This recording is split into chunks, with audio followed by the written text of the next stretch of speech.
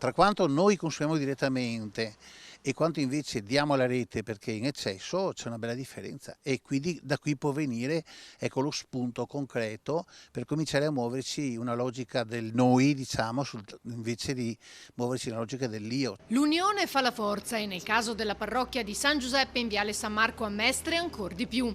Ci si è resi conto che l'energia accumulata grazie ai pannelli solari è superiore a quella di cui si necessita, così si è pensato di metterla a disposizione delle famiglie circostanti creando una comunità energetica. E si sposa bene con la conformazione del quartiere, che è fatta di tanti piccoli rioni oppure piccole case a schiera, condomini non troppo grandi, e c'è quindi la possibilità di creare appunto questa specie di microrete, diciamo, dove si condivide, ecco, questa eccedenza di energia elettrica prodotta dai pannelli solari. Il progetto è stato illustrato oggi in parrocchia per spiegare in che cosa consista una comunità energetica che mette insieme la produzione e la distribuzione di energia elettrica. Sicuramente ci sarà un alleggerimento, no?